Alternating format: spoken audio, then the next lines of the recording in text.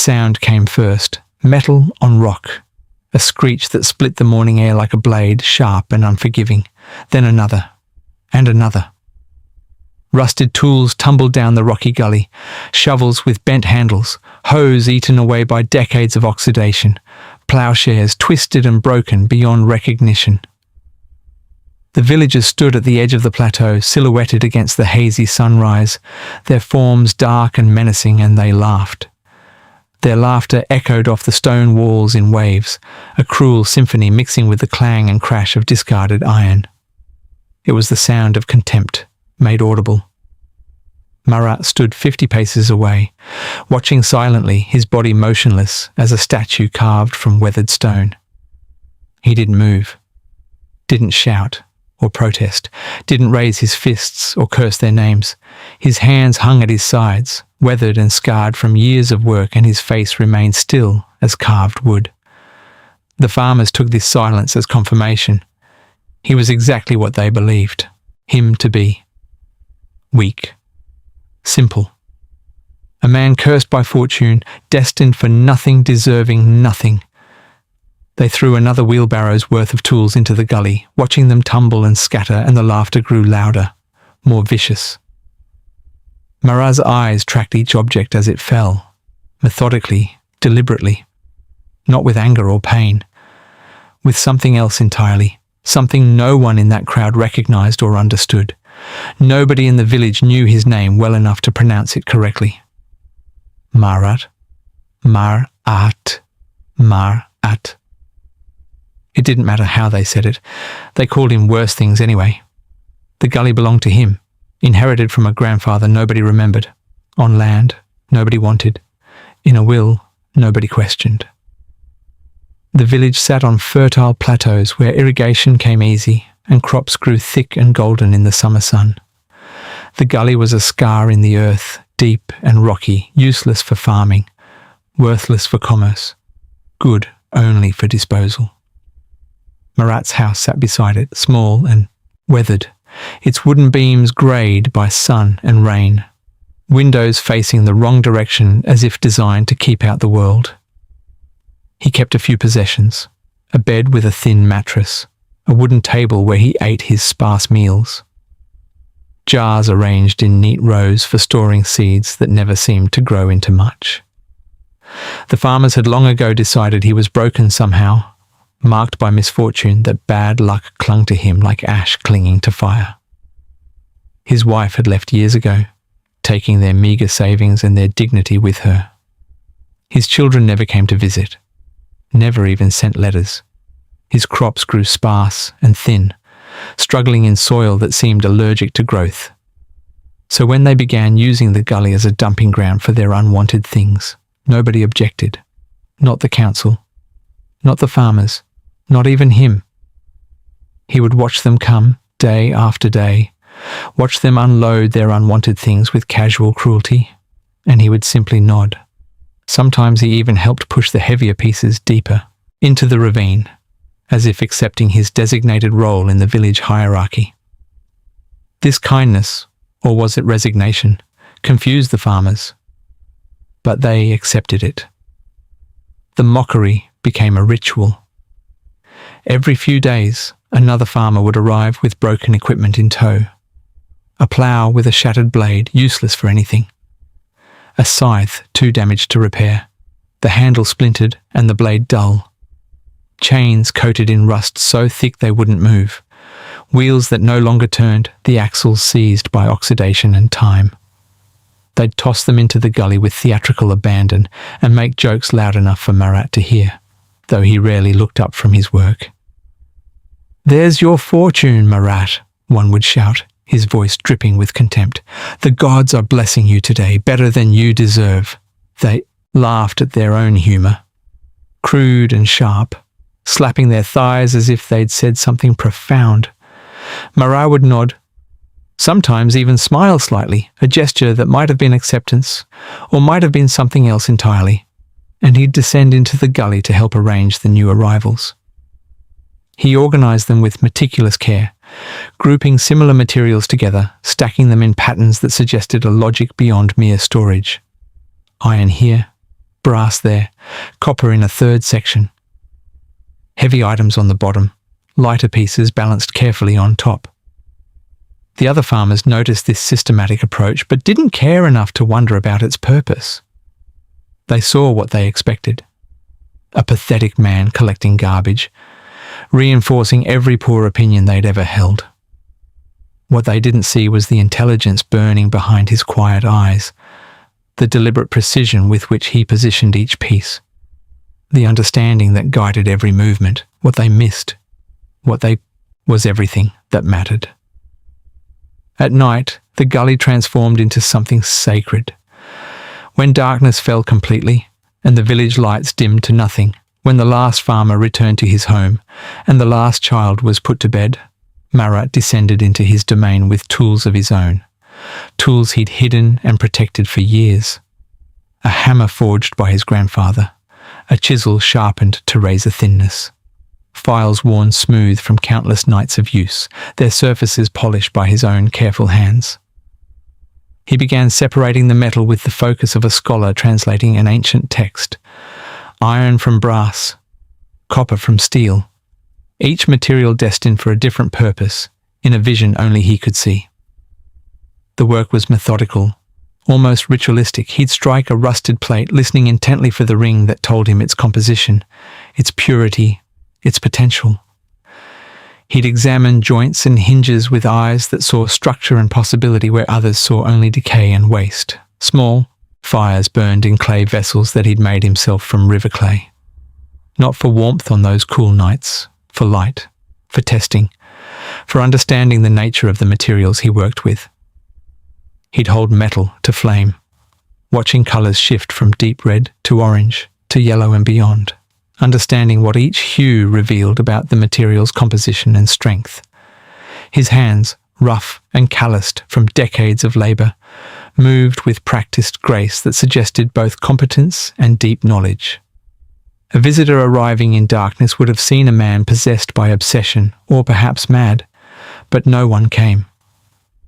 The gully was abandoned after sunset, belonging entirely to him, a kingdom of stone and shadow where he alone held dominion.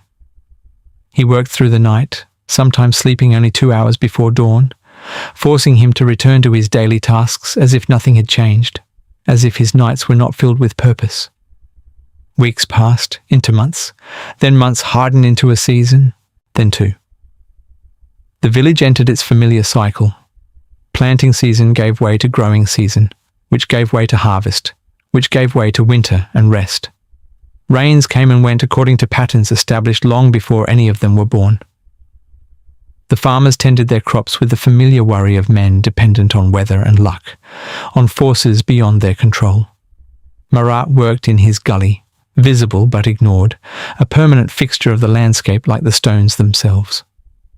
Sometimes children would wander to the edge, curious about the strange man below and the sounds of his nighttime labour that carried upward on clear evenings. But their parents would call them away sharply. "Don't stare at the cursed man," mothers would whisper urgently, as if proximity to him could transfer misfortune like disease. Marat paid no mind to their warnings. His hands grew more scarred, his palms darkened from years of sun and work. His back bent lower from the constant labour of lifting and arranging, digging and building. But something profound in his posture shifted. Not weakness, but focus. Not despair, but determination. He was becoming part of the gully itself, merged with the work as surely as stone merges with earth. In those long months, he transformed the chaotic dump into something approaching order, approaching purpose.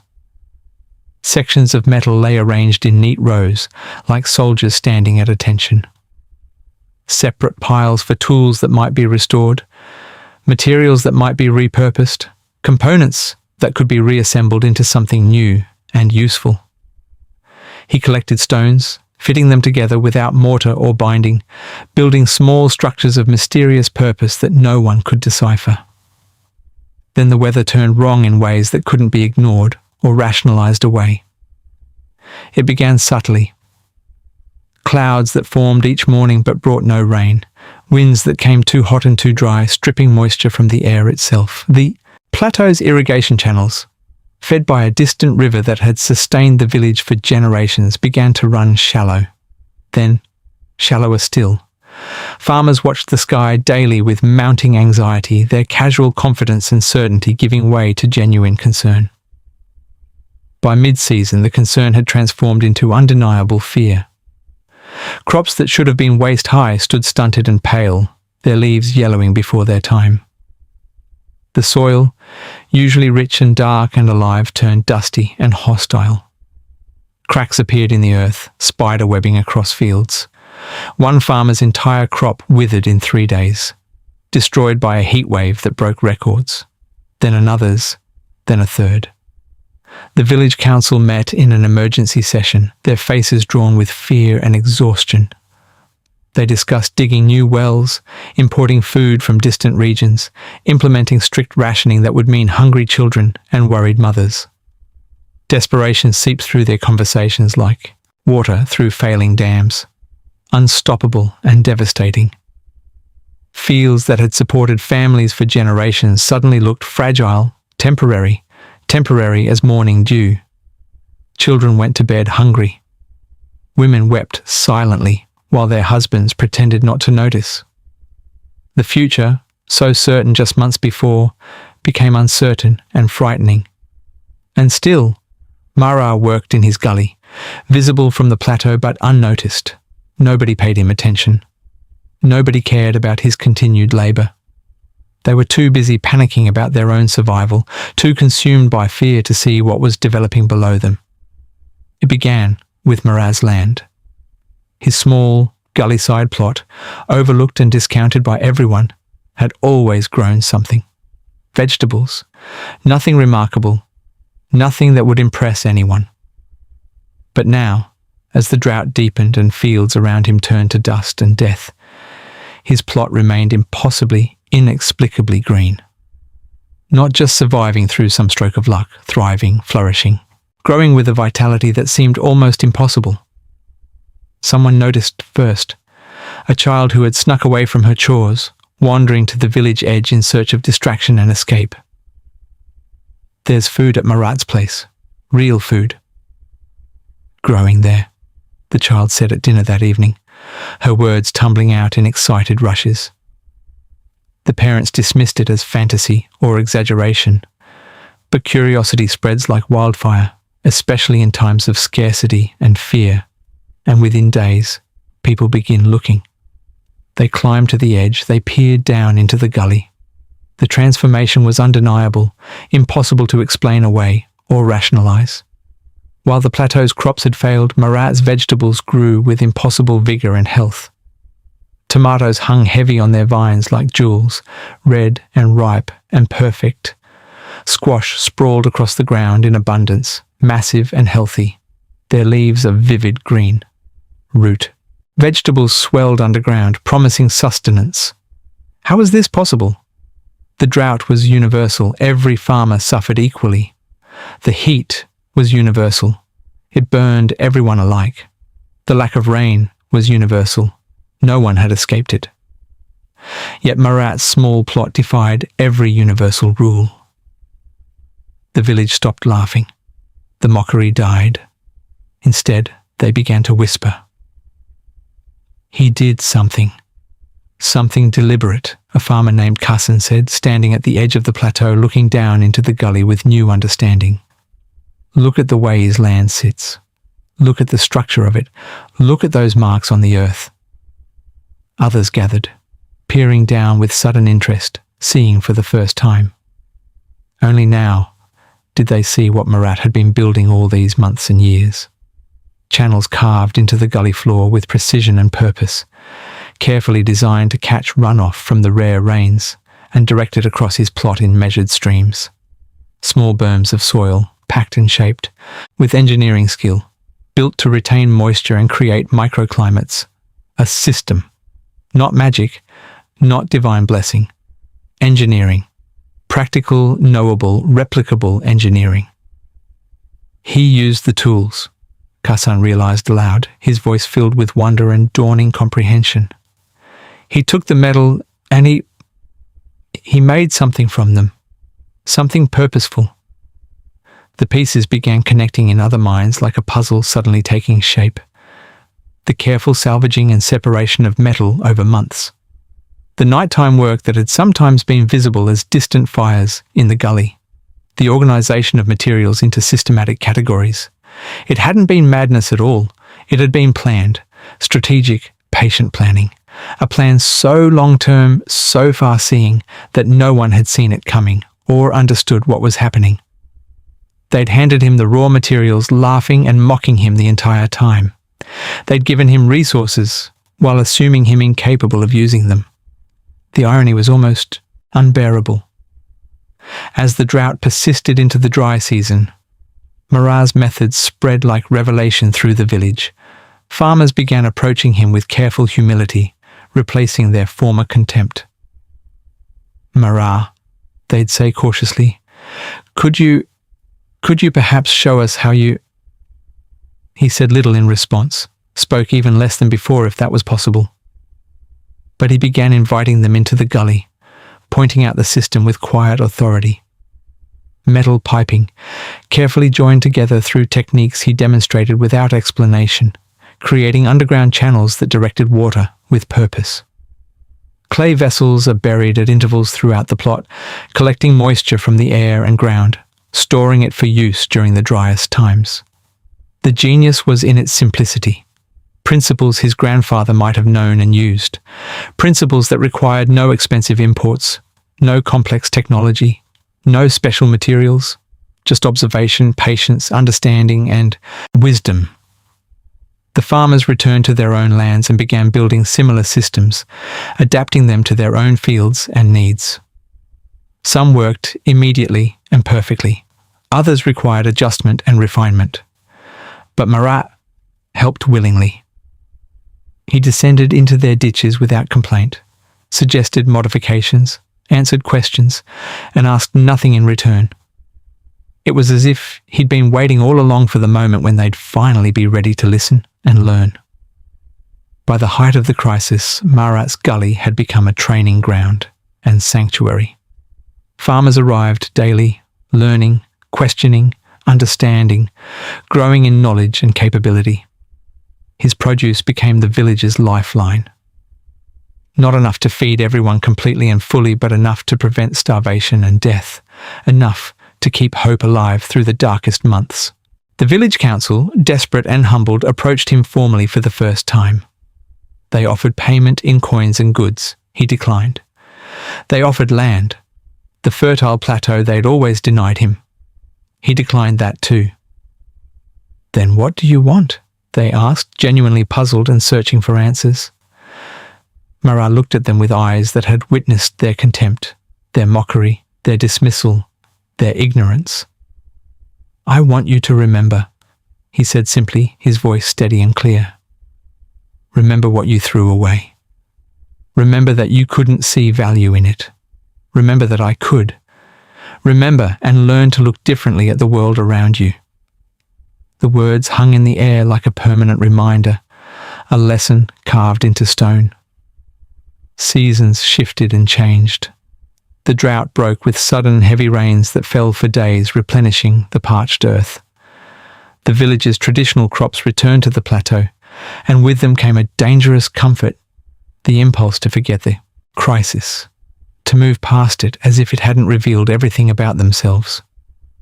But Marat had ensured they couldn't. His systems remained as permanent fixtures of the landscape. His irrigation channels became permanent additions to the earth. Farmers who'd built their own systems kept them running, even in abundance. The knowledge didn't disappear back into obscurity. It became part of the village's muscle memory and collective consciousness. And Marat's reputation transformed completely and fundamentally. The cursed man became the wise man. The outcast became the essential resource. But he remained in his gully, living simply, his house as modest as ever. The difference was profound. Now, when he walked through the village, people stopped talking and watched him pass with something approaching reverence. Some still felt shame. Others felt gratitude. Most felt both. A full year had passed since that morning when the laughter echoed through the gully. The cycles had turned completely. The crops had failed and been saved. The village had faced its fragility and discovered resilience within itself. Marat stood at the edge of the gully looking down at what he'd created over months and years. No longer a dump, but a flourishing garden. Vegetables in neat rows, growing strong and healthy. Fruit trees are beginning to mature, promising abundance. The channels he'd built carved like veins through the earth, still wet with carefully managed water. Farmers were already planning for the next dry season with confidence. Children played in the gully under Marat's quiet supervision, learning what their parents had learned, how to read the land, how to work with it rather than against it. The metal tools, the ones that had started as symbols of mockery, had been transformed into functional systems. Shovels became structural elements of the channels. Plowshares became water diversion plates. Chains became supports for climbing plants. Kassan, the farmer, who'd first understood what Marat had built, approached him one evening as the sun began its descent. "They want to call it Marat's Valley now," Kassan said with genuine respect. The council voted officially. "It's on the map now." Marat didn't respond immediately. He was watching the sunset turn the sky into colours that existed nowhere else. Orange bleeding into purple, fading to deep blue. "I didn't do it for recognition," Marat finally said quietly. "You did it for them," Kassan replied, gesturing toward the village above. "You could have let them starve. You could have kept the knowledge to yourself, but you didn't. You helped." Marat turned to look at his old neighbour. In his eyes, Kassan saw no resentment, no triumph, no bitterness, just clarity. "They would have died," Marat said. "Children would have gone hungry. Women would have wept. The village would have collapsed." He paused. "I couldn't let that happen, not because they deserved saving, but because they were human. And that was enough." The commerce that followed Marat's revelation was inevitable but complicated. Farmers from neighbouring villages heard the story. They came to learn. Some brought payment. Marat refused most of it, but slowly, practical realities emerged. His knowledge had value. His time had value. He began reluctantly accepting compensation. Not money, which he didn't need, but goods, seeds, books, tools of better quality. A new roof for his house, which he accepted only after the rain began leaking directly onto his bed. The gully's productivity increased exponentially as more farmers contributed resources to its expansion. What had been Marat's solitary project became a collective endeavour. He remained its centre, its guiding force, but now he worked alongside others. Young people from the village asked to apprentice with him, wanting to understand his methods deeply. He accepted them with the same patience he'd shown in everything else. 6 months into the transformation, a wealthy merchant from a neighbouring city arrived with an entourage of assistants and guards. He'd heard rumours of miraculous farming techniques and wanted to contract with Marat directly, to supply his city's markets with produce grown using the revolutionary methods. The offer was staggering beyond comprehension. Marat would become wealthy beyond dreams. His name would spread across the region and beyond. But the catch was clear. He'd need to leave the village entirely, establish production facilities elsewhere, and dedicate himself entirely to commerce. The merchant laid the contract on a table in Marat's simple house, the terms written in fine script on expensive paper. Marat read it carefully, then looked at the merchant. "No," he said. The merchant blinked.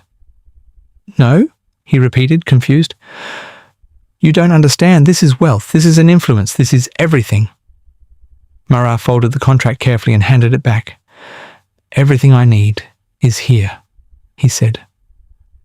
The merchant left confused, unable to comprehend how a poor man could refuse riches. But word of the offer spread through the village, and it shifted something fundamental in how they perceived Marat. He hadn't chosen poverty. He'd chosen a purpose, He could have been wealthy and distant. He could have built an empire and left them behind. Instead, he'd remained. He'd invested his time and knowledge directly in the village's survival. The respect that grew from this realization was different from gratitude. It was genuine admiration for a choice. The choice to stay, to serve, to remain part of a community even when he could have transcended it. Young farmers began studying not just his techniques but his philosophy. How did he decide what to do? How did he prioritize? How did he handle success without letting it corrupt his choices? These questions fascinated the younger generation more than any farming method ever could. In Marat, they saw a model of how to live well that had nothing to do with accumulation. 2 years after that first drought, the village looked different. The gully had been formally designated a conservation area. A stone path now wound down its sides, allowing safe access. Small structures, shelters, storage facilities, a teaching area, had been built using reclaimed materials. The irrigation system had been mapped and documented by a travelling scholar who'd spent 3 weeks studying it and taking detailed notes.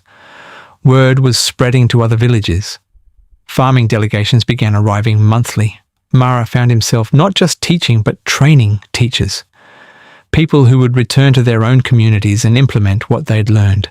It was exhausting work, but he continued it without complaint. His hair had turned fully grey. Lines deepened around his eyes. His back, already bent from years of labour, bent further. But his mind remained sharp, always thinking ahead, always planning for the next challenge. One morning, Marat woke to find the village had changed, again overnight. Official markers had been installed at the gully's entrance, a bronze plaque, erected by the regional government, commemorating the innovation that had saved the village and now served as a model for sustainable agriculture. His name was engraved on it in large letters: Marat, innovator and visionary. He stood reading it for a long time, his weathered face unreadable. Then he returned to the gully and continued his work. A young apprentice named Arif was waiting with questions about the upcoming season's planning.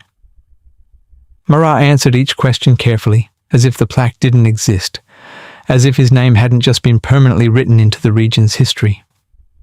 But that evening, he invited Arif and several other apprentices to sit with him at the gully's edge as the sun set.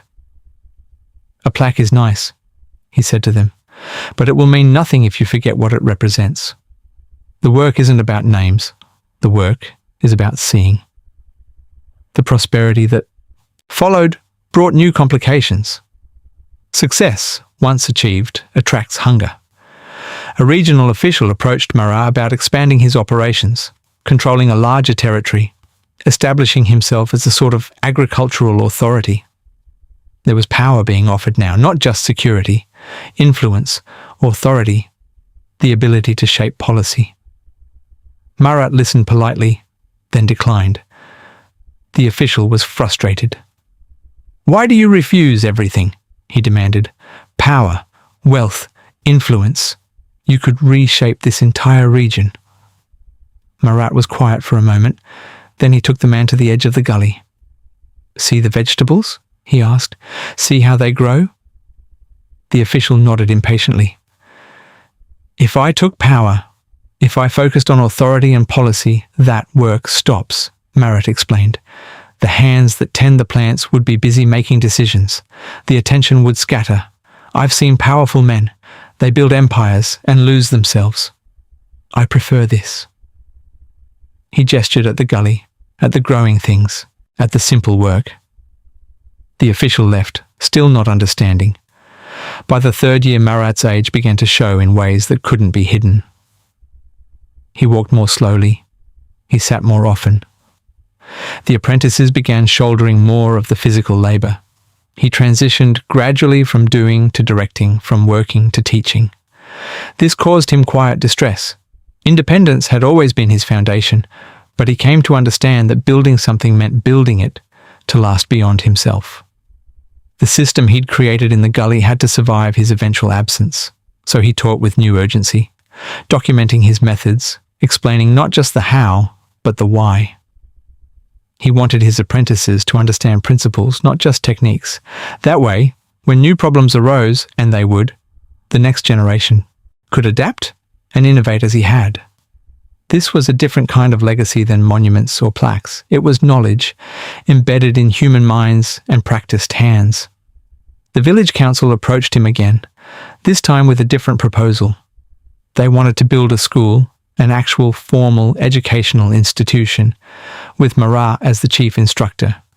They'd raise the funds, they'd construct the building, they'd pay him a salary, provide assistance, create an official curriculum based on his methods. It was a significant honour. It was also, Marat understood, another kind of power and constraint. But when he considered it, he saw something valuable: structured learning, accessible to more people. Children from poor families who couldn't apprentice privately, women who'd been excluded from farming knowledge, young people from neighbouring villages. A school would democratise what he'd discovered. After weeks of consideration, he accepted, with conditions. The school would be in the gully itself, not in a separate building. It would be built from reclaimed materials. And it would be free, always, to anyone who wanted to attend. The school that emerged was unlike any other in the region. It had no formal walls, just open-sided structures of wood and reclaimed metal. Classes happened in the fields themselves, with students learning by doing. Marat, now in his 60s, became a figure of legend. The old man in the gully who'd trained generations in seeing, in understanding, in building. Travellers began coming not just to learn farming techniques, but to sit with him and discuss philosophy. How did one live a good life? How did one handle success without losing integrity? What did it mean to choose service over power? These conversations were recorded by scholars. Eventually, what Marat said became part of broader intellectual discourse. But he remained unaware and unconcerned with this growth. He cared about the students in front of him and whether they understood the lesson. In the 5th year, a devastating flood struck the village. Unusual weather patterns brought torrential rains and threatened to destroy everything. The traditional farming areas flooded first, destroying crops and threatening homes. But the gully, which had been dug deeper and reshaped over years, became a flood management system. The channels Marat had created, designed initially for water conservation, now controlled the flow of excess water, directing it harmlessly toward a constructed drainage area. Lives were saved. Homes were protected. The disaster that should have devastated the region became a moment of demonstrated preparedness. Marat, standing in the rain, had foreseen this possibility years earlier and built the solution into the landscape without announcement. "Of course you planned for this," Arif said, shaking his head in wonder. "You'd already survived one crisis," Marat replied. "The wise person doesn't wait for the next one. They assume it's coming." The anniversary approached. 10 years since that morning when laughter echoed through the gully. The village wanted to celebrate. They planned a festival, commissioned a larger monument, prepared speeches. Marat resisted initially, but the village was insistent. They'd been given a second chance at survival and prosperity. They wanted to mark it, to remember it, and most importantly, to honour the man who'd made it possible. Marat agreed to attend, but refused to participate in the ceremony itself. He stood to the side, watching as people gathered, as the monument was unveiled, as speakers told and retold the story of how the cursed man had become the wise man. Children who hadn't been born when the drought struck heard the story for the first time, learning about the lesson embedded in their village's history. The transformation from joke to wisdom was now complete, formalized, and made permanent.